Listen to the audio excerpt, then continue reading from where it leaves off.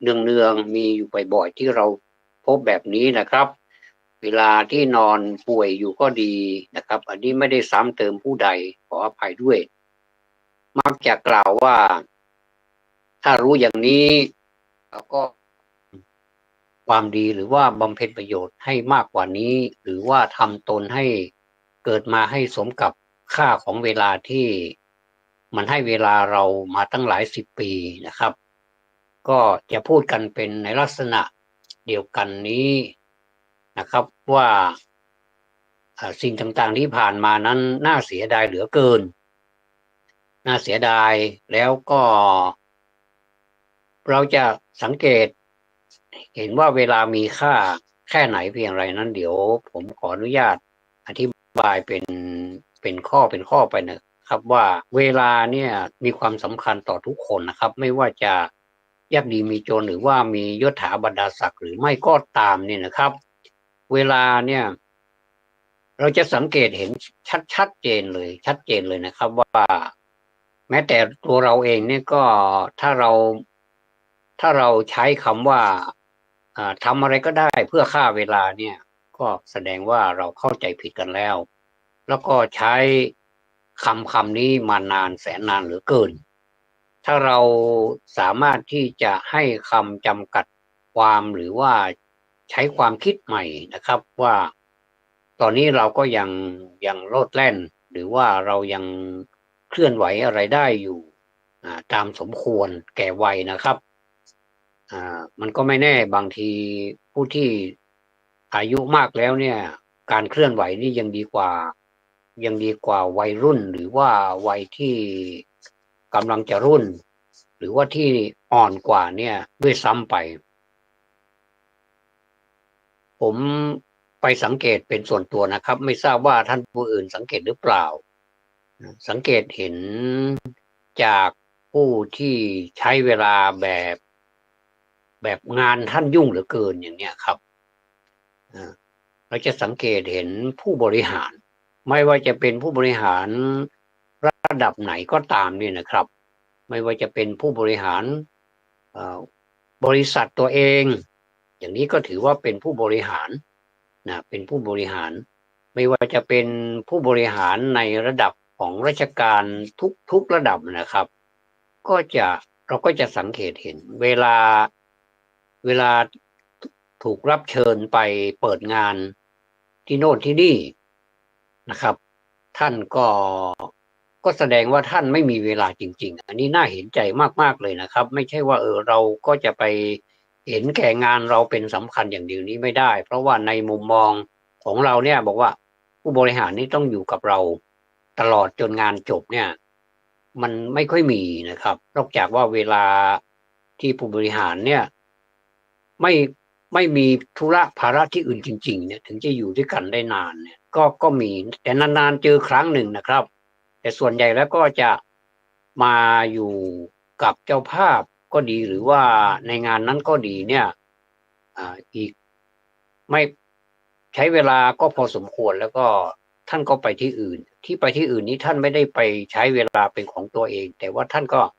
มีภาระที่อื่นอีกเนื่องจากว่าท่านเป็นผู้บริหารเนี่ยอันนี้ก็ต้องเข้าใจท่านอย่าไปเข้าใจผู้บริหารเนาะเป็นคนที่ว่ามาก็ให้เห็นหน้าแล้วก็อีกสักแป๊บหนึ่งก็หายไปแล้วเนี่ยนี่เราต้องเข้าใจถ้าเผื่อว่าเราเป็นผู้บริหารบ้างเราก็จะเป็นอย่างนี้นี่เองนะครับเพราะฉะนั้นนี่ต้องทำความเข้าใจใหม่นะครับว่าสำหรับผู้บริหารนี่ก็เวลาก็สำคัญที่สุดนะครับเอ่อ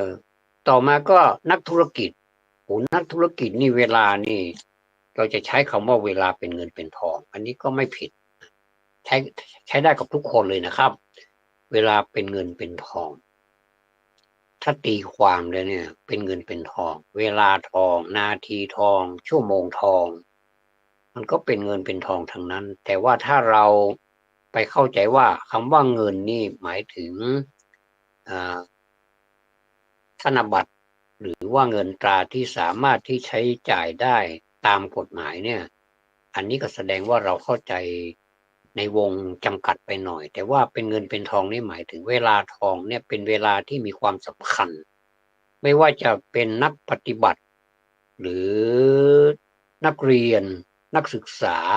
ครูบาอาจารย์นี่ไม่ใช้คำว่าเป็นเงินเป็นทองในความหมายนี้นะครับเป็นเงินเป็นทองหมายความว่าเป็นเวลาทองเทียบเท่ากับเงินกับทองแต่ว่าผมว่ามันมีค่ามากกว่านั้นอีกเพราะว่าเงินทองนี่มันหาได้ทั่วไปเราตายแล้วเกิดอีกแล้วก็ยังเจออยู่นะไม่ว่าเงินมันจะเป็นลักษณะไหนของประเทศอะไรก็ถือว่าเป็นเงินเป็น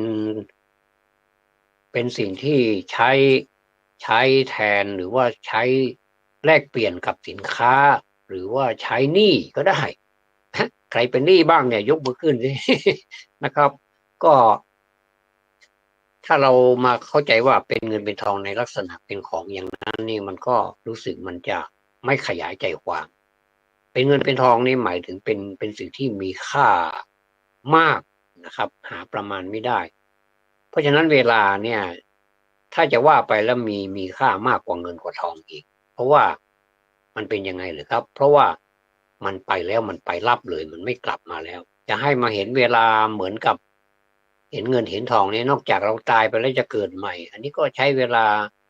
เป็นคนนี่ก็ไม่กี่สิบปีมันก็จากโลกนี้ไปแล้วครับแต่ว่าของที่คนสมมุติเนี่ยมันมีอยู่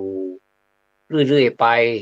นะสมัยหนึ่งก็จะเป็นแบบหนึ่งสมัยหนึ่งก็จะเป็นแบบหนึ่งอย่างเนี้ยมันก็หาความแน่นอนไม่ได้นะครับเพราะฉะนั้นนี่นักธุรกิจนี่เวลาเป็นเงินเป็นทองนี่จึงใช้กันติดปากมากเลยนะครับก็ขอแถมให้หน่อยก็แล้วกันว่าเงินทองนั้นมันหมายถึงสิ่งที่มันมีค่าความหมายของมันนะครับไม่ได้หมายถึงธนบัตรหรือว่าเงินตราแต่ก็เอามาหมายเป็นรวมๆก็ยังได้นะครับเอ่อต่อไปนี่เราก็จะดูสังเกตดูจากคนที่ทำงานเหมานี่นะเวลาทำไมมันไหลไปไวเหลือเกินเนี่ยนะทำงานเหมาเนี่ยเพราะว่าเราเหมาแล้วนี่นะถ้าสมมติว่าเราสามารถที่จะทำงานในเวลาได้ให้เสร็จสิ้นภายในเวลาสมมติว่าเราไปทำงานเหมาทำอะไรสักอย่างเหมาทำเฟอร์นิเจอร์ก็ได้ทำงานเฟอร์นิเจอร์เป็นงานฝีมือเราก็ระดมทีมงานที่มีฝีมือคนนี้วางแผนว่าเราเหมามา100,000เราจะทำอย่างไรจะให้มันได้กำไรคือหลังจากที่หักแล้วเนี่ยให้ทีมงานเท่านั้นเท่านี้ให้เขาเต็มที่เลยคือทำงานเต็มกำลังแล้วก็รับเงินเต็มกำลังเต็มเม็ดเต็มหน่วยนะครับก็เหมามา100,000เราจะให้มันได้กำไรสัก20,000เนี่ยสมมุตินะครับ20,000มีหักแล้วนะหรือว่า10,000ก็ยังพอใจอยู่ใช้เวลา5 วันงานงานเหมาเฟอร์นิเจอร์เนี่ย1 ชุดเนี่ยใช้เวลา5 วันเวลา5 วันนี้มากไปถ้าเวลา5 วันนี่งานเหมาของเราเนี่ยมันก็แต่ว่าเวลาที่เราใช้แรงงานเนี่ยนะครับใช้แรงงานหรือว่าจ้างคนฝีมือดีมาทำเนี่ยส่วนมากแล้วเขาก็จะคิดนะที่เห็นกันนะครับเขาก็จะคิดเป็นรายวันให้แต่ว่าค่อนข้างที่จะแพงนะเพราะว่าเขาชำนาญในหน้าที่ในการงานของเขาเนี่ยเขาชำนาญมากนี่เราก็ต้องคิดแต่ละคนนี่ก็ต้องคิดแพงๆกันทั้งนั้นเลยลดหลั่นกันลงไปตามความสามารถเนี่ยนะครับเราจะกำหนด5 วัน5 วันนี่มากเกินไปเพราะว่ารายจ่ายมันก็ต้องมากเพราะฉะนั้นนี่เราจะย่นเวลาให้มันเหลือ2 วันหรือว่า3 วันอีก2 วันนั้นเราก็จะไม่ได้จ่ายละอันนี้พูดถึงว่าในลักษณะของธุรกิจนะครับเป็นผู้รับจ้างเหมาเนี่ยเป็นผู้รับจ้างเหมานี่ต้องรับผิดชอบหมดเลยทั้งคุณภาพทั้งงานที่ออกมาดีเนี่ยต้องมีคุณภาพแล้วก็ตามสเปคที่เขาชอบพูดกันเดี๋ยวนี้ว่าสินค้าให้ตรงปกหน่อยเนี่ยนะอันนี้มาตรงปกเลยเนี่ยเขาก็จะย่นลงมาสัก2 วันหรือว่า2 วันครึ่ง รือว่า3 วันอีก2 วันที่เหลือน่ะก็ถือว่าเป็นกำไรแล้วก็ไปทำไปหางานอื่นหรือว่างานที่มันจ่อเราเนี่ยจะเหมาเราเนี่ยต่อไปได้เนี่ยอันนี้โอกาสรวยที่จะรวยนี่มีมากนะเห็นเขาทำก็อย่างนี้นะครับแต่นี่ผมพูดเล่นๆนะไม่เป็นไปตามนี้หรือเปล่าไม่ทราบได้ยินเขาพูดว่าถ้าเป็นงานเหมาเนี่ยก็เป็นลักษณะอย่างที่ว่าเนี่ยแต่ถ้าเป็นงานรายวันงานที่ว่าจ้างรายวันอันนี้ก็ชอบให้เวลาที่มันผ่านไปให้มันเยอะๆเพราะว่างานมันจะได้ค้างได้ทำหลายๆวันก็จะได้เงินเยอะอย่างนี้อันนี้เขาเรียกว่าเป็นลูกเล่นไม่ค่อยดีหรอกนะครับเป็นลูกเล่นอ่าคนเขาก็อยากจะได้ให้มันเสร็จภายในเร็วๆเจ้าของเจ้าของงานนะซึ่งมาจ้างเราเนี่ยแต่เรานี่ก็พยายามให้มันได้หลายๆวันเพราะว่าค่าจ้างมันจะได้จ่ายหลายๆวันอย่างนี้มันก็มีแต่ไม่ค่อยดีหรอกนะครับเห็นผมก็เห็นช่างผู้รับเหมาที่ทำงานอะไรต่างๆเนี่ยผมก็เห็นแล้วก็ได้คบหาสัมผัสมาแล้วเขาก็เป็นคนดีนะเขาบอกว่าต้องเร่งทำให้เขาตามที่เขาต้องการสมมุติว่างาน3 วันก็ให้อยู่ภายใน3 วัน5 วันก็อยู่ภายใน5 วันไม่ใช่ว่า5 วันก็ยังไม่เสร็จ6 7 8 9 10ก็เลยเวลาไปอีกตั้งเยอะแต่เขาก็ต้องจ่ายเขาเป็นเจ้าของอย่างนี้เป็นต้นเนี่ยมันก็รู้สึกว่าเล่นลูกเล่นกันนะอันนี้ก็ไม่ได้ว่าใครนะก็เห็นเขามาพูดให้ฟังก็เลยพูดต่อนะครับและคนอีกประเภทหนึ่งก็คือพ่อค้าแม่ค้านี่พ่อค้าแม่ค้านี่เวลาขายของเนี่ยโหขายดีจังเลยแล้วก็ของที่เอามาวางเนี่ยของที่อยู่ในร้านเนี่ยโหขายดีไม่รู้เป็นไรเนี่ยขายดีมาหลายวันแล้วเนี่ยวันนี้ก็เอามาอีกก็ขายดีแล้วเวลามันไหลไปพอดีอ่ามันเป็นช่วงเวลาฝนตกคนก็มาเข้าร้านก็ประมาณฝนมันหยุดแล้วประมาณเย็นๆนะประมาณสัก6 โมง5 โมง6 โมงเนี่ยพอฝนหยุดตกเขาก็มาแต่ความจริงเขาก็มาทั้งวันนะก็มาก็ขายได้ทั้งวันนะพ่อค้าแม่ค้านะขายได้ทั้งวันผมก็ไปสังเกตดูในตลาดถึงแม้ว่าฝนจะตกแดดจะออกจะมืดจะค่ำอะไรเนี่ยที่ตลาดเนี่ยเขาก็เปิดได้นะไม่มีวันปิดนะตลาดไม่มีวันปิดอีกคนหนึ่งปิดอีกคนหนึ่งเขาก็มาเนี่ยส่วนมากก็จะมาก็เป็นแผงนะเป็นแผงก็รู้สึกเขาก็มีความผูกพันกับการค้าขายเนี่ยครับพ่อค้าแม่ค้าเนี่ยเอ่อเขาเขากลัวที่สุดก็คือกลัวฝนแต่เดี๋ยวนี้รู้สึกไม่ได้ค่อยสนใจอะไรละแต่ก็ยังพูดกันอยู่ว่าทำไมมันจึงตกนะเนี่ยก็ไม่ค่อยดีนะไปแช่งฟ้าแช่งฝนนะก็เป็นหน้าที่ของเขาก็ปล่อยเขาไปแต่เรามีหน้าที่ผลิตสินค้าหรือว่าจัดสินค้าให้มันเข้าท่าให้มันเป็นที่ตอบโจทย์ของผู้ที่มาซื้อสินค้าเราได้แล้วก็เอาตะตังมาให้เราเนี่ยตรงนี้ต่างหากที่ต้องสนใจนะครับคนเรานะครับมันเวลาที่ขาย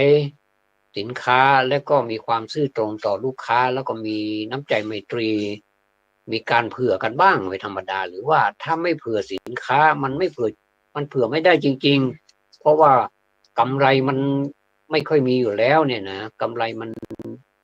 ไม่ค่อยมากเนี่ยแล้วก็เผื่อวาจาเผื่อความมีไมตรีเชิญชวนพูดจาเขาดีๆเดี๋ยวเขาก็กลับมาซื้ออีกเนี่ยบางบางบางคนนี่นะเวลาถ้ามีธุระที่อื่นหายไปสัก2-3 วันเนี่ยโอ้โหลูกค้ามาถามหาว่าเจ้านี้ไปไหนแล้วทำไมไม่มานั่งนะก็เป็นห่วงเป็นใยจริงๆแล้วเขามีธุระเขามีภาระเขาก็ไปถ้านั่งขายก็ได้ขายทั้งวันแล้วนะครับทีนี้พ่อค้าแม่ค้ากลัวที่สุดก็ประการที่หนึ่งก็คือฝนเนี่ยนะแต่ว่าประการที่สองที่สำคัญกว่าฝนกว่าฟ้ากว่าฝนก็คือเวลาถ้ามันมืดมันค่ำไปเนี่ยมันไม่สะดวกต่อการที่จะมานั่งขายอีกเพราะว่าคนก็จะพักผ่อนนอนหลับอยู่บ้านใครบ้านมันอยู่แล้วไม่มีใครนอกจากว่า คนมันมีความจำเป็นจริงๆมันก็จะมาซื้อนานๆทีเพราะว่ามันมีร้านค้าที่มันมีตลอดวันตลอดคืนอยู่แล้วทั้งวันทั้งคืนเนี่ยเราก็ต้องเขาก็ต้องช่วงชิงเอาเวลานี้แหละเวลากลางวันเวลาที่คนเขายังไม่ได้พักไม่ได้ผ่อนกันเนี่ยนะก็ผมก็เห็นหลายที่นะครับพอประมาณสัก5 โมง4 โมง3 โมงว่างั้นเถอะนะที่ตลาดอันนี้พูดถึงชัยปราการโน่นเลยนะตลาดหน้าอำเภอเมื่อก่อนนี้ก็ไม่ค่อยมีคนติดเท่าไหร่นะแต่ว่าพอมีตลาดนัดมาลงวันศุกร์ก็โอ้โหทีนี้ก็สะสมคนไว้ก็เลยเป็นที่รู้จักของผู้คนใครๆก็มาซื้อกันที่นี่ซื้อกันที่ตลาดข้างอำเภอนี่อำเภอชัยปราการนี่โอ้มีสารพัดเลยนะครับยิ่งวันศุกร์แล้วยิ่งสนุกใหญ่เลยยิ่งสนุกใหญ่เพราะว่าแถวนั้นฝนจะตกฟ้าจะแดดจะออกฝนจะตกไม่สนใจนะก็มุงกางเต็นท์กันอยู่กันจนครบเวลาแล้วก็ไปก็สนุกสนานเปิดเพลงกันโฆษณาสินค้ากันก็เป็นที่สนุกสนานทั้งพ่อค้าทั้งลูกค้าแหละมาเจอกันก็ได้ขายบ้างไม่ขายบ้างแต่เขาก็มานะแต่ผมว่าได้ขายนะครับแม้ว่ามันจะเป็นแค่เพียง7 วันเจอกัน7 วันเจอกันนี่ก็ยังได้ขายอยู่ไม่ว่าจะเป็นสินค้าที่ใช้มาปรุงอาหารหรือว่าสินค้าประจำวันสินค้าเป็นที่อื่นๆนะที่เขายังที่เขาหมดแล้วเนี่ยเขาก็มาซื้อนะบางคนก็ใกล้จะหมดแล้วเขาก็มาซื้อเนี่ยนะครับแต่ฝากเตือนหน่อยก็แล้วกันเพราะว่ามีข่าวบ่อยเหลือเกินนะครับระวังสินค้าที่มันแบบไม่ค่อยเข้าท่านะคือมาแปลกปลอมเนี่ยนะอันนี้ไม่ได้ว่าให้พ่อค้าแม่ค้านะครับเพราะว่าสินค้านี้ก็ไปรับมาแล้วก็มาขายต่อไม่ได้มีเจตนาครับอันนี้ต้องสังเกตหน่อยสังเกตให้ดีๆนะครับบางทีแทนที่จะเป็นคุณกลับเป็นโทษซะนี่นะครับก็พอประมาณสัก3 โมงนี่อันนี้พูดถึงชัยปราการอยู่นะครับอำเภอชัยปราการคนก็จะมานั่งเรียกว่ามานั่งกาดบ้านเราเรียกว่านั่งกาดมีกระบุงหรือว่ามีเปี้ยนเนี่ยมานั่งกาดก็นั่งกับพื้นบ้างมีโต๊ะบ้างมีอะไรก็แล้วแต่โอ้ดาระดับไปด้วยพ่อค้าแม่ค้าแล้วก็คนก็เดินกันตั้งแต่บ่าย3 โมงละ3 โมง4 โมง5 โมง6 โมงโอ้หลายชั่วโมงนะขายของก็ดีทั้งเป็นอาหารที่ปรุงแล้วสุกแล้วอาหารถุงเนี่ยครับหรือว่าอาหารที่ยังสดอยู่แล้วไปปรุงเองนะทั้งที่เซเว่นก็อยู่ใกล้ๆนั่นแหละเขาก็ได้ขายเซเว่นก็ขายชาวบ้านชาวช่องเขาก็เตรียมผักเตรียมอะไรมาเขาก็ได้ขายไม่ว่าจะเป็นอะไรก็ได้ขายกันก็สนุกนะผมว่าอันเนี้ยแล้วก็พ่อค้าแม่ค้ามักจะบ่นว่าทำไมมันมืดเร็วจังทำไมมันก็ยังดีว่าหน้านี้มันมืดช้ามันพอสัก6 โมงนี่ยังมีตะวันให้เห็นอยู่ถ้าเป็นหน้าหนาวแล้วโอ้โหพ่อค้าแม่ค้าก็หนาวไปด้วยนะครับเพราะว่ามันเป็นอะไร ประมาณสัก5 โมงนี่เริ่มจะมืดแล้วเนี่ยถ้ามืดแล้วเนี่ยนะคนก็จะพากันเข้าบ้านหมดแล้วอันเนี้ยถ้าสมมุติว่าของที่เรายังมีอยู่เนี่ยมันเหลือถ้าเป็นของในกรณีที่เก็บได้วันพรุ่งนี้ก็เอามาตั้งขายเองเนี่ยก็ยังใช้ได้เนี่ยก็ไม่เป็นไรหรอกแต่ถ้าเป็นประเภทที่มันเก็บไม่ได้ต่อไปนี่มันก็จะไม่ได้แล้วนี่นะมันก็จะทำให้เราขายไม่ได้เราลงทุนไว้มันก็จะบางทีมันก็ไม่ขาดทุนหรอกมันก็อยู่ตัวก็ประมาณว่าการลงทุนกับการขายไปก็พอๆกันนั่นแหละได้กำไรนิดหน่อยเนี่ยก็มันก็จะขาดกำลังใจอันเนี้ยพ่อค้าแม่ค้าต้องการที่สุดก็คือช่วงเวลานี้แหละ3 โมงถึง6 โมงหรือว่า6 โมงครึ่งต่อให้1 ทุ่มเขาก็ยังได้ขายนะที่หน้าอำเภอชัยปราการก็ยังได้ขายนะผมไปดูที่นี่ที่หนึ่งถ้าเป็นตลาดวโรรสตลาดลำไยนี้ถ้าเย็นๆมานี้ก็จะรีบปิดละไม่ได้ขายเหมือนกับตลาดที่ต่างอำเภออย่างตลาดแม่มาลัยเนี่ยนะเห็น ผมไปธุระมาแล้วก็นั่งรถโดยสารมานั่งรถโดยสารมาก็พอมาถึงตลาดแม่มาลัยก็หันไปดูว่าโอ้ก็ยังมีไฟเปิดไฟฟ้าเปิดความจริงเขาก็เปิดไว้ทั้งวันแหละนะที่ในตลาดสรรปศักดิ์แล้วก็ตลาดมันมี2 ตลาดด้วยกันนะตลาดแม่มาลัยเนี่ยอีกตลาดอะไรนะตลาดตกสอะไรประมาณสักอย่างเนี่ยจะติดกันเลยแล้วก็มีป้อมตำรวจอยู่ใกล้ๆนั่นแหละนะครับแล้วก็เดี๋ยวนี้แม่มาลัยยิ่งมีอะไรใหญ่โตไปอีกนะมีอะไรขยายไปทางทิศใต้เยอะเลยนะครับก็เป็นตลาดทั้งวันนะครับแล้วก็ตอนกลางคืนนี้ประมาณเที่ยงคืนนี้ก็พ่อค้าแม่ค้าก็มาขายกันแล้วนะครับโอ้เอาของมาลงกันสนุกสนานนะครับผมไปทำรายการวิทยุที่104.75เนี่ยเมื่อก่อนนี่ทำรายการอยู่ที่นั่นนะครับเป็นผู้ดำเนินรายการอยู่ที่นั่นก็เป็นเกี่ยวกับการพูดนี่แหละครับผมพูดแล้วนานๆทีก็จะเปิดเพลงสักเพลงหนึ่งอันนี้ก็ส่วนมากก็จะพูดยาวไปเลยก็จะมีเรื่องที่มาพูดสารพัดเลยนะครับก็พอดีอีกวันหนึ่งแล้วเราก็จะไปธุระก็เลยไปอัดไว้นะครับอัดไว้ที่สถานีอัดเรียบร้อยแล้วก็มันก็เป็นเวลาประมาณเที่ยงพอดีนะครับพอเที่ยงผมก็ลงจากสถานีมาก็มันก็ผ่านตลาดโอ้ผมนึกว่าทำไมคนมันเยอะเหลือเกินปรากฏว่าพ่อค้าแม่ค้าเขามารอลูกค้าแล้วเขาเอาของมาลงนะแล้วก็เอาของมาลงต่างคนต่างต้องเอามาลงโอ้คึกคักมากเลยผมก็ว่าโอ้ผมไม่เคยรู้นะผมนึกว่าตลาดแม่มาลัยนี้ประมาณสักตี 3ตี 2ตี 3เขาเปิดไม่ใช่เที่ยงคืนกว่าๆเนี่ยเขาก็เปิดแล้วนะครับก็เหมือนกันที่ในเมืองตลาดเมืองสมุทรนะที่เราไปทางเทศบาลติดกับเทศบาลนั่นแหละ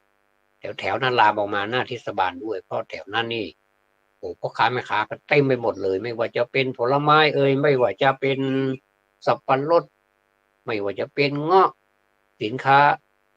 ผลไม้ตามฤดูกาลมีทุกอย่างเลยมะม่วงอะไรเนี่ยถึงแม้ว่าจะไม่ใช่ฤดูกาลแต่เขาก็มีมานะเดี๋ยวนี้มนุษย์มันเก่งเหลือเกินทำการผิดอะไรที่มันเป็นนอกฤดูกาลนี้ได้นะเก่งมากจริงๆนะแต่คนมนุษย์ก็ชอบกินในสิ่งที่มันแบบมันไม่มีในหน้านี้เนี่ยสมมติหน้านี้มันไม่มีมะม่วงเลยสมมตินะเขาก็ทำให้มันมีจนได้ไม่มีลำไยเลยเนี่ยนะอันนี้พูดตรงข้ามเลยเพราะว่าตอนนี้ลำไยกำลังออกนะสมมุตินะไม่มีเงาะเลยเนี่ยแต่เขาก็สามารถผลิตออกมาตอบสนองของผู้บริโภคได้เนี่ยเก่งจริงๆมนุษย์นี่มันเก่งจริงๆนะนี่ต้องยอมรับนะครับอันเนี้ยพูดถึงพ่อค้าแม่ค้าทำกำลังค้าขายดีเนี่ยโอ้ไม่อยากจะให้มันมืดมันค่ำแต่เวลามันก็ไหลไปเดี๋ยวก็จาก4 โมงก็เป็น5 โมง6 โมงก็เดี๋ยวก็ทุ่มแล้วก็มืดแล้วนะก็อันนี้ก็เอามาสนทนากันเพื่อเป็นความรู้เล็กๆน้อยๆนะครับวันนี้ผมก็ตั้งใจนะครับขอแสดงความระลึกถึงพ่อหลวงสมบูรณ์หรือว่าพ่อสมบูรณ์พรหมเสนครับซึ่งเป็นอดีตผู้ใหญ่บ้านหมู่ที่8ตำบลทุ่งปีอำเภอแม่วางจังหวัดเชียงใหม่เนี่ยนะครับผมขออนุญาตท่านผู้ฟังนำเอาประวัติเล็กๆของท่านย่อๆของท่านมากล่าวเพื่อเป็นการสดุดีพ่อหลวงซึ่งท่านเป็นอดีตพ่อหลวงบ้านหมู่8นะบ้านหมู่8ตำบลทุ่งปีอำเภอสันปะตองมาจน ถึงวาระสุดท้ายของชีวิตอายุ80 ปีนี่ท่านก็จากพวกเราไปจากลูกหลานไปจากญาติสนิทมิตรสหายจากคนที่รู้จักเคารพนับถือจากเพื่อนฝูงไปอย่างนี้ก็สมควรที่จะนำชีวประวัติของท่านพอย่อๆมากล่าวให้พวกเราได้ฟังกันแล้วก็จะเป็นการรำลึกเป็นการสดุดี เกียรติคุณของพ่อด้วยนะครับท่านเป็นอดีตผู้ใหญ่บ้านหมู่ที่8ตำบลทุ่งปี้อำเภอแม่วางจังหวัดเชียงใหม่ท่านเกิดเมื่อวันอังคารที่5ธันวาคม2487เป็นลูกของพ่ออุ้ยแสนแม่อุ้ยฟองพรหมเสนท่านเกิดที่บ้านแม่อาวหมู่ที่6ตำบลยางครามอำเภอดอยหล่อจังหวัดเชียงใหม่แล้วก็เป็นลูกคนสุดท้องบ้านเราเรียกว่าลูกล่านะลูกล่าก็หมายถึงลูกคนสุดท้ายในบรรดาพี่น้อง5คนด้วยกันนะครับมีทั้งผู้หญิงผู้ชายคนที่1ก็แม่ตูมาสิงห์คำคนที่2พ่อหนานดีพรหมเสนคนที่3พ่อสมพรหมเสนคนที่4พ่อปันพรหมเสนเป็นแล้วก็คนที่5พ่อหลวงสมบูรณ์พรหมเสนผู้วัยชนนะครับผมมีผู้ชาย4คนมีผู้หญิง1คนเป็นพี่สาวคนโตแม่ตูมาสิงห์ค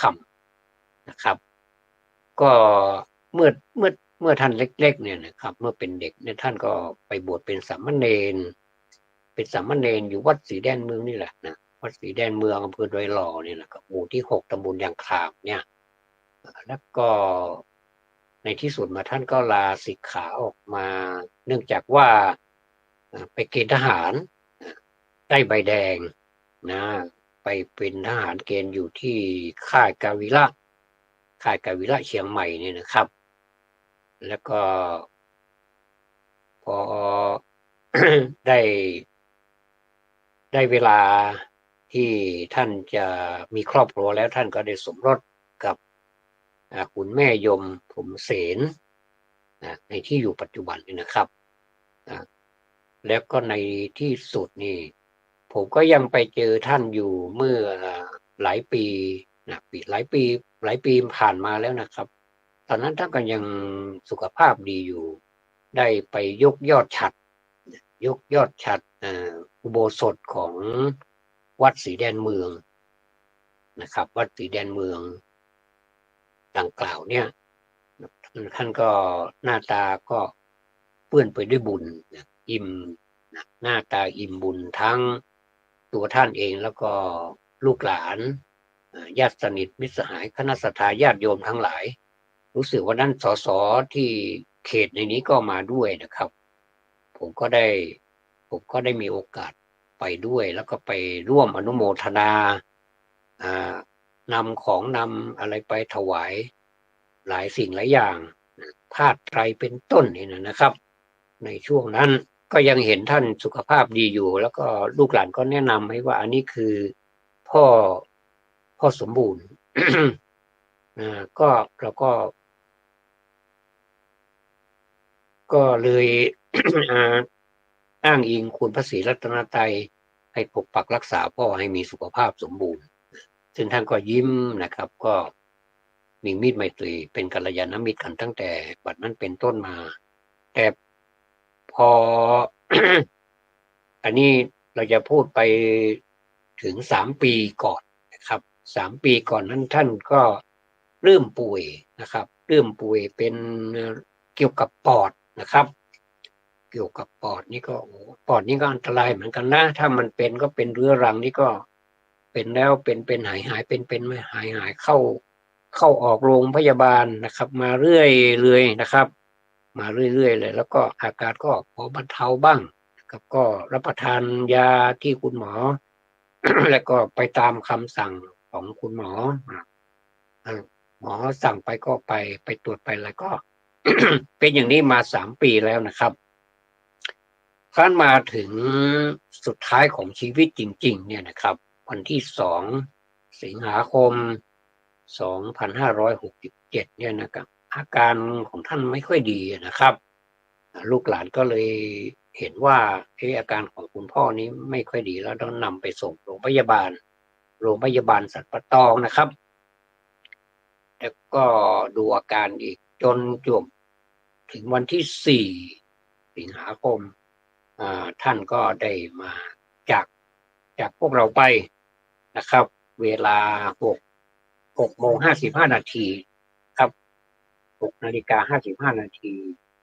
แล้วก็สิริรวมอายุของท่านบวกลบแล้วก็80 ปีนะครับ80 ปีเกิดเมื่อ5 ธันวาคม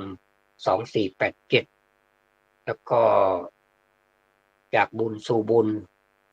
ไปวันที่4 สิงหาคม 2567สิริ80 ปีนะครับบัดนี้ตั้งศพบำเพ็ญกุศลไว้ที่บ้าน ที่บ้านเลขที่15นะครับเลขที่15หมู่8ตำบลทุ่งปีอำเภอแม่วางจังหวัดเชียงใหม่นะครับรหัสไปรษณีย์50360ในฐานะเป็นพนักงานไปรษณีย์เก่าก็เลยแถมให้รหัสไปรษณีย์ด้วยนะครับก็ในตั้งแต่วันที่4มาวันนี้วันที่8แล้วนะครับวันที่4จนถึงวันที่9นี้ก็จะมีพิธีสวดอภิธรรมเวลา 18 นาฬิกาอันนี้ตามกำหนดเวลาโดยประมาณได้ข่าวว่าก็จะมีเทศด้วยทุกคืนเหมือนกันแต่ในนี้ลงในกำหนดการนี่สวดพระอภิธรรมอย่างเดียวแต่ว่ามีเทศด้วยนะครับแล้วก็วันนี้วันที่8ก็จะมีสวดพระอภิธรรมเหมือนเช่นเคยจนถึงวันพรุ่งนี้นะครับก็จะมีเป็นวันพรุ่งนี้เป็นคืนสุดท้ายนะครับเป็นวันและคืนสุดท้ายวันเสาร์ที่10 สิงหาคม 2567นี่จะเริ่มประกอบพิธีทางศาสนานะครับนิมนต์พระสงฆ์มาจำนวน14 รูปนะ14 รูปในช่วงเช้านะครับมาทำพิธีมาประกอบพิธีนะสวดพระพุทธมนต์พระพุทธมนต์นี่ก็หมายถึงการสวดมาติกาเหตุปัจจโยกุศลธรรมาเหตุปัจจโยนี่นะครับแล้วก็หลังจากนั้นอาจารย์ก็จะได้โอกาสเวนทานบ้านเราเรียกว่าโอกาสเวนทานสุมาโคตานโอกาสเวนทานแล้วก็จะห้ำประวัติหลวงของคุณพ่อให้สักน้อยตามสมควรแก่เวลานะครับแล้วก็จะกล่าวคำถวายจตุปัจจัยทายทานเป็นที่เรียบร้อยแล้วก็พระสงฆ์ท่านก็จะได้อนุโมทนาหลังจากอนุโมทนา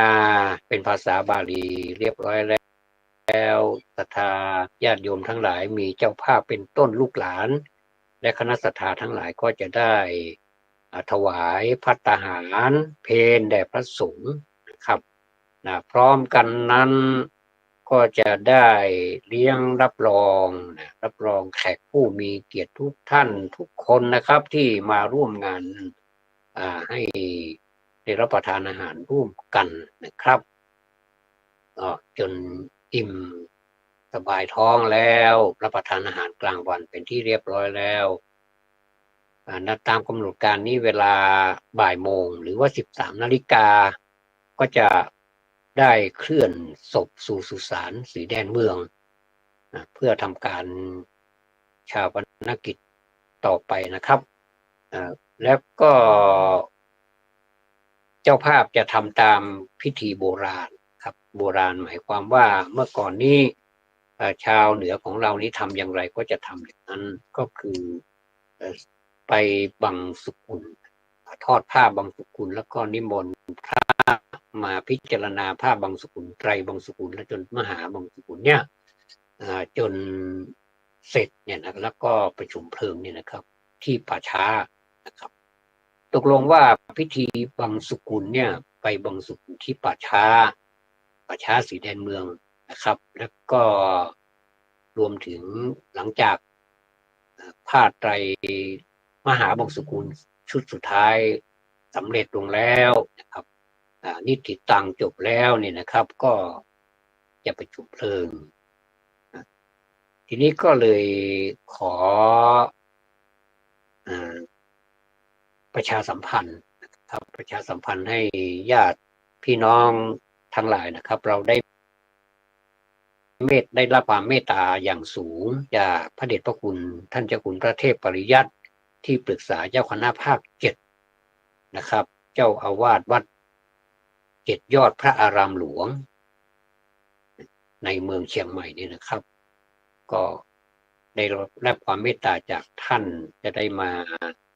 ในงานนี้ด้วย นะครับทั้งที่หลวงพ่อท่านมีภารกิจเยอะเลยผมติดต่อไปนิมนต์ท่านกราบเรียนท่านตามกำหนดการแล้วก็ชื่อของพ่อสมบูรณ์พรหมเสถีเนี่ยนะครับท่านก็ทีแรกท่านก็ตกลงมาจะมาตอนเช้าๆนะครับแต่เนื่องจากว่าท่านมีภารกิจนะครับมีภาระธุระมากเหลือเกินตั้งแต่เป็นที่ปรึกษาเจ้าคณะภาค7มานี่งานนั้นยิ่งมากนะครับผมนึกว่าท่านจะได้พักผ่อนแล้วนะแต่ว่าหลวงพ่อท่านก็มีเมตตาก็ไหนๆก็เกิดมาเป็นพุทธบุตรแล้วเนี่ยทำงานเพื่อพระศาสนาท่านก็ต้องรับภาระหน้าที่นี้เหมือนเดิมแล้วก็มีภาระที่มากมายทุกวันอันนี้ก็เป็นความเมตตานะครับผมก็กราบขอบพระคุณท่านนะครับกราบขอบคุณท่านพูดไปด้วยก็ขนลุกไปด้วยว่าโอ้คนเรานี่ทำเมตตานี่นะแค่เราได้รับความเมตตาจากผู้อื่นเนี่ยไม่ว่าจากพ่อแม่เมตตาลูกหรือว่าครูบาอาจารย์เมตตาศิษย์หรือว่าเจ้านายเมตตาลูกน้อง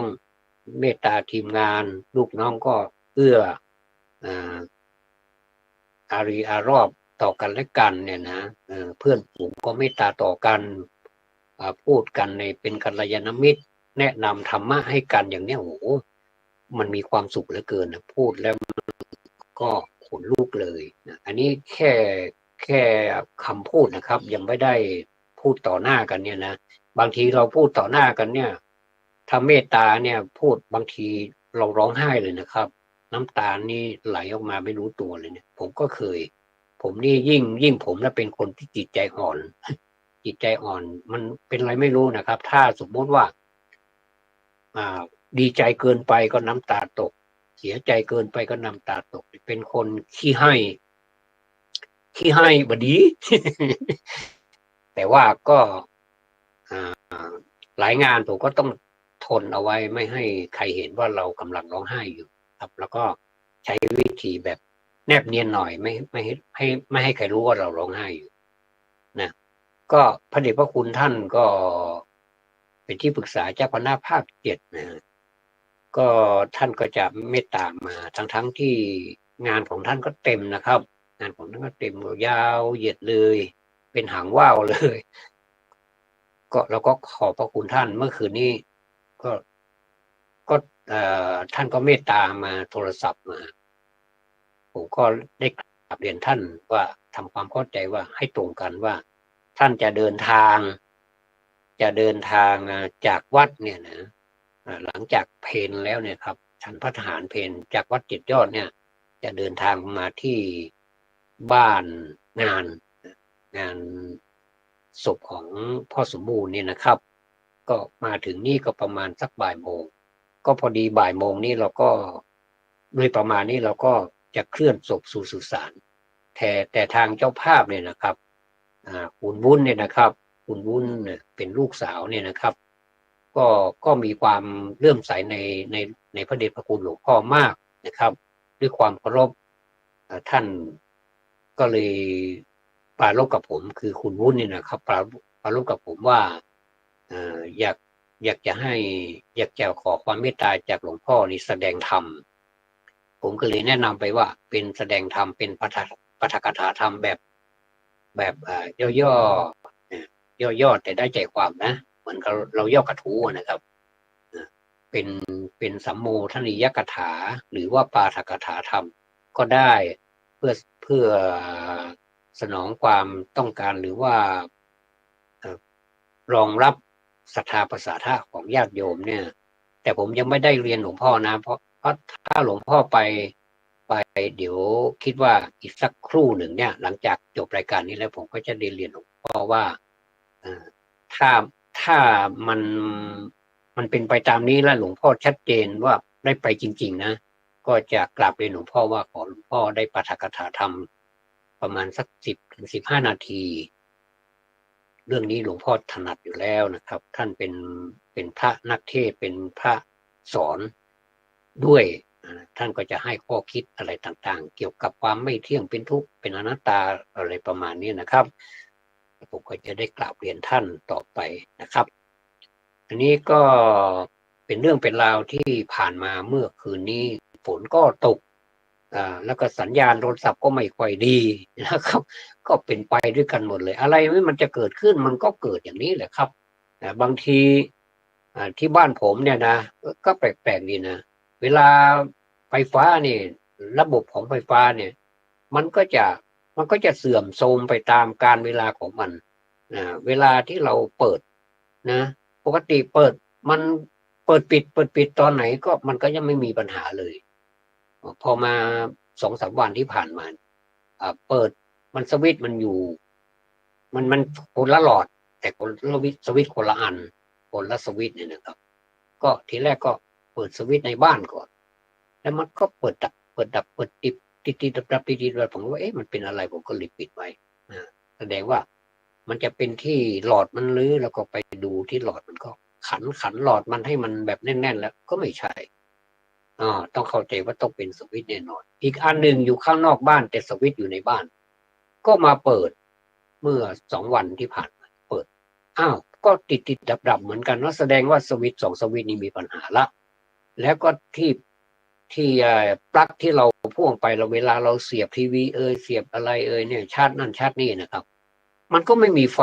แสดงว่าไปทั้งพวงเลยนี่แหละครับชีวิตของคนก็เป็นแบบนี้แหละอะไรมันจะเกิดขึ้นก็จะเกิดขึ้นเดี๋ยวนี้แหละมันไม่บอกให้เรารู้ล่วงหน้าด้วยแต่นี่มันยังบอกให้เรารู้นะว่าไฟสวิตช์มันเปิดมันปิดมันเปิดมันปิดมันดับมันปิดมันดับมันออกเลยนะมันก็ยังรู้นะแต่ว่าชีวิตคนนี่ยากเหลือเกินที่จะรู้เนี่ยนอกจากว่าคนที่ป่วยมานานเนี่ยก็จะปรงชีวิตได้ว่าเราอยู่ด้วยไม่ได้แล้วนะพ่ออยู่ด้วยไม่ได้แล้วนะแม่อยู่ด้วยไม่ได้แล้วลูกอยู่ด้วยไม่ได้แล้วเนยก็จะได้ลาได้ลากันอยู่เนี่ยก็ยังมีก็เหมือนกับไฟมันยังบอกให้เรารู้ว่ามันเดี๋ยวมันก็ปิดเดี๋ยวมันก็เปิดโดยที่ว่าเราไม่ต้องการให้เป็นอย่างนั้นแต่มันก็เป็นไปชีวิตคนก็เหมือนกันนั่นแหละครับเราถ้าป่วยมานานนี้ก็ยังมีเวลาล่ำลากันอย่างที่ว่าแต่ว่าอยู่ๆก็เว็บไปเลยดับวูบไปเลยอย่างเนี้ยมันก็ถ้าอย่างนี้นี่ชีวิตนี่ไม่มีนิมิตหมายว่าจะไปเมื่อไหร่ตรงนี้แหละครับมันก็มาสัมพันธ์กับเวลาที่เราต้องถนอมมันไว้เนี่ยนะครับผมไม่ได้มาพร่ำมาพูดให้พวกเราได้รำคาญกันหรอกแต่ว่ามาพูดว่าเป็นกัลยาณมิตรกันถ้าฟังแล้วท่านได้ประโยชน์ท่านไปปฏิบัติท่านเอาไปปรับปรุงรวมทั้งผมด้วยเนี่ยก็ยังมีข้อบกพร่องอยู่ว่าเวลาเราใช้นี่บางทีเราก็ใช้เวลาที่เปลืองไปหน่อยโดยที่ว่ามันไม่ใช่เวลาที่จะต้องมาทุ่มหรือว่าต้องมาเปลืองเวลาหรือว่ามาเสียเวลาคนมักจะใช้คำว่าเสียเวลานะไม่ไปละเสียเวลาเนี่ยนะหรือว่าไม่เอาละเสียเวลาไม่กินละเสียเวลาเนี่ยนะแต่บางอย่างมันก็ต้องยอมแลกกับเวลาเพราะว่าสิ่งนั้นมันเป็นประโยชน์เราก็ต้องแลกกับเวลาอย่างเช่นสุขภาพเนี่ยครับเราต้องถนอมมันต้องเสียเวลาดูแลรักษาสุขภาพไหมออกร่างกายมันก็ต้องกินเวลาออกวอร์มอัพตอนเช้าก็ต้องสักเดินจงกรมถ้าตามแนวของพุทธะนะเดินจงกรมตอนสักเช้าตอนที่ประมาณสักตี 4 ตี 5อย่างมากที่สุดก็6 โมง4-5-6นี่แหละนะ4-5-6นี่แหละตี 4 ตี 5แล้วก็6 โมงเนี่ยนะเป็นเวลากำลังดีคนยังไม่ค่อยตื่นกันแล้วก็เราก็ชิงตื่นซะก่อนแล้วมาเดินจงกรมแล้วนั่งสมาธิไม่ต้องเอามากหรอกเอาครั้งละ15 นาที15 นาทีก็ได้แต่ถ้าให้ตามสเปคจริงๆที่ท่านครูบาอาจารย์สอนมาจริงๆเนี่ยก็เอาเดินสักครึ่งชั่วโมงเอานั่งสักครึ่งชั่วโมงก็เป็น1 ชั่วโมงพอดีมันก็อยู่ที่เรานะวันนี้เราจะเพิ่มปริมาณขึ้นวันนี้5 นาทีก่อนเป็นชินนัสสาก่อนทัก5 นาทีเอาชนะใจตนเองก่อนวันนี้เราอยู่ได้นี่นะเอาเพิ่มขึ้นอีกหน่อยให้มันเป็นจาก10 นาทีเป็น15ก็เป็น20ไปเรื่อยๆจนถึงครึ่งชั่วโมงนี่เอาจบละถ้านานเกินไปก็ไม่ไหวเลยเดี๋ยวเหน็บจะกินขานะเดี๋ยวจะเป็นลมซะก่อนเนี่ยนะก็เอาแค่ครึ่งชั่วโมงเอาเดินจงกรมสัก 30 นาทีแล้วก็มานั่งสัก30 นาทีปฏิบัติเป็นประจำทุกวันนะครับเราจะเอาเวลาไหนที่มันสะดวกก็ได้นะเวลากี่เวลาก็ได้นะกี่เวลาก็ได้สมมติว่าวันพรุ่งนี้เราไม่มีเวลานะเราก็จะเผื่อเอาเช้าเย็นไปเลยนะถ้าก่อนนอนก็ไม่ค่อยดีนะก่อนนอนนี่มันเหงื่อจะออกอีกละเดี๋ยวไปนอนมันก็ไม่ค่อยดีนะแล้วก็จะเอาเวลาที่เรากินอาหารเสร็จนี่มันก็ดีนะผมว่านะเรากินข้าวเย็นเสร็จเรียบร้อยแล้วเพราะว่าคฤหัสถ์นี่มันต้องเกี่ยวข้องกับข้าวเย็นด้วยนะข้าวมื้ออาหารเย็นนะเรากินแล้วอย่าเพิ่งไปเดินนะก็ทำอะไรก็ได้ฮะมันเป็นพักผ่อนตามอัธยาศัยซะก่อนทิ้งห่างไปประมาณพอสมควรนะเห็นเวลาพอสมควรแล้วก็เริ่มอธิษฐานเดินเลยเดินจงกรมพุทโธพุทโธเดินไปเดินมาในบ้านนั่นแหละนะไม่ต้องไปไกลหรอกเดินแค่10 เมตรก็ได้บ้านโดยเฉพาะบ้านผมกว้างผมก็เลยเดินยาวไปเลยเดินยาวจากมุมหนึ่งไปสู่อีกมุมหนึ่งก็เดินพุทโธพุทโธไปอีกประมาณสัก30 นาทีมันจบแล้วเราก็มานั่งสมาธิต่ออีกเนี่ยโอ้นอนหลับดีเหลือเกินนอนหลับไม่ใช่นอนหลับไม่รู้นอนกูไม่เห็นนะนอนหลับนี่จริงๆเวลาพักผ่อนนอนหลับมันนอนหลับลึกจริงๆแล้วก็มีเหมือนมีอะไรมาคุ้มครองเรามีเมตตาแผ่ไปหมดเลยนะเพราะว่าเราก็แผ่ให้สัตว์ให้สรรพสัตว์ทั้งหลายไปแล้วเนี่ยเขาก็ยอมรับนะ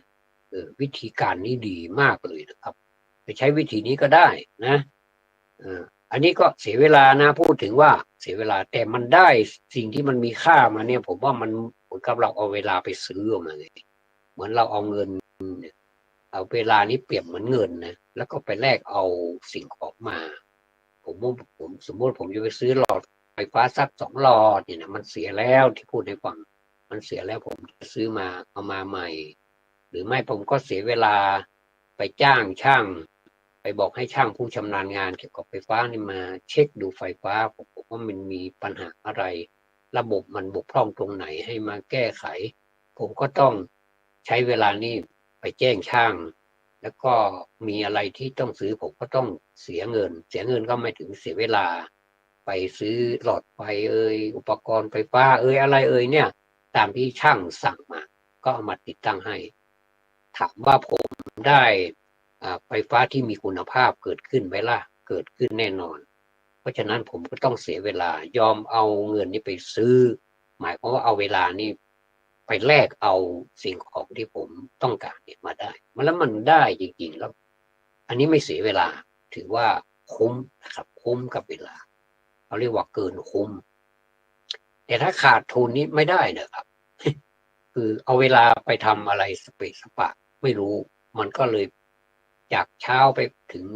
กลางวันก็ไปเย็นแล้วก็มืดค่ำแล้วหมุนเวียนเปลี่ยนไปตามวันเวลาอย่างเนี้ยก็มันไม่ได้อะไร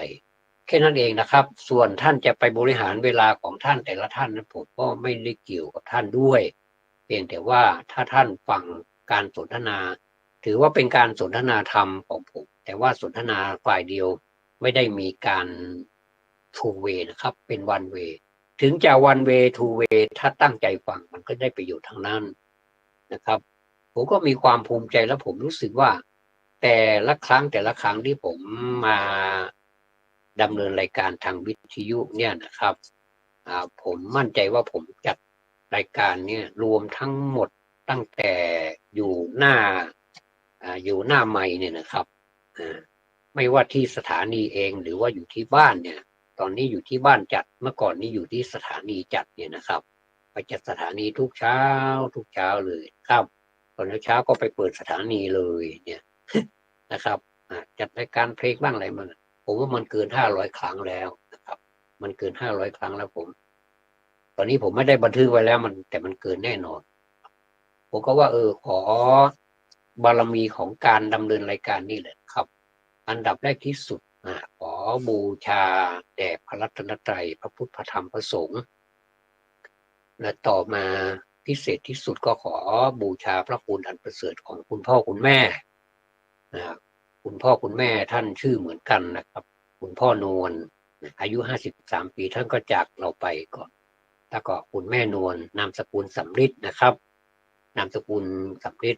เราก็ในตระกูลของนามสกุลสำริดผมก็เป็นลูกท่านคนหนึ่งเรามีพี่น้องกันหลายคนนะครับ10 กว่าคนนะครับตายไปบ้างแต่ที่เหลืออยู่ก็ทนกันไปใครจะไปก่อนใครจะไปหลังก็แล้วแต่ไม่มีใครสมัครไปสักคนเลยครับแต่จะสมัครไปหรือไม่นั้นเวลามัจจุราชมันยื้อออกไปแล้วมันแย่งออกไปแล้วเนี่ยไม่ต้องยื้อไว้ไม่ต้องบังคับมันไม่ให้ตายถึงเวลาตายมันก็ตายแต่ช่วงที่เราจะจากไปที่เราจะตายเนี่ยเราจะหมดลมหายใจเนี่ยเราทำอะไรไปบ้างแค่นั้นเองเป็นเจตนาของผมขอกราบบูชาคุณของท่านบิดามารดาตลอดถึงปู่ย่าตายายนะครับที่กำเนิดบิดามารดามีอีกชั้นหนึ่งนะแล้วก็บรรพบุรุษทั้งหลายที่สืบสายสืบสกุลมาตลอดถึงแผ่นดินนี้นะครับแผ่นดินชื่อว่าประเทศไทยนี่แหละครับผมรักมากเลยแต่ผมก็ไม่ได้รับไปตามเหตุผลที่ของแต่ละคนพูดว่าคนนั้นต้องอยู่คนนี้ต้องไปนี่ผมอยากจะให้อยู่ในประเทศนี้หมดเลยและอยากจะให้อภัยต่อกันและกันใช้หลักพุทธธรรมนำทางไม่ใช่ใช้หลักความอิจฉาริษยาหรือว่าเอาเป็นเอาตายโมโหโทโสโลภคิไปคือโลภะราคะคิไปคือโลภะไปคือความอยากนะครับโทสักคิไปคือความโกรธโมหะคิไปคือความหลงเนี่ยไม่ให้มีนะครับถึงมีก็ขอให้ลดน้อยถอยลงไปให้เยอะๆจนหมดไปเลยเนี่ยจะหมดไปนี่มันเป็นไปค่อนข้างยากแต่ว่าขอให้มันลดลงบ้างให้มันพอชื่นใจฝนไม่ตกพอขอให้มันพรำๆนี่ก็เย็นแล้วนะครับคำว่าฝนเนี่ยตกนั้นก็เย็นแล้วถ้าตกมากๆก็ไม่ต้องไปแช่งเขาหรอกนะตกมากๆก็เป็นประโยชน์กับพืชพันธุ์ทายาหาร